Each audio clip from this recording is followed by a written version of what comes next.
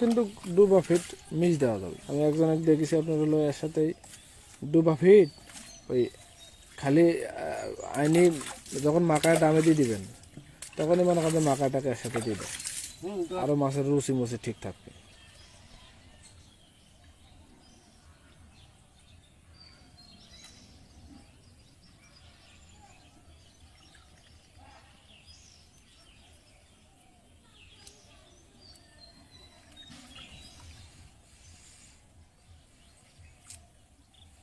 পানি মোটামুটি কমিছে ভালোই, একবার খারাপ কমেনি, তাই না?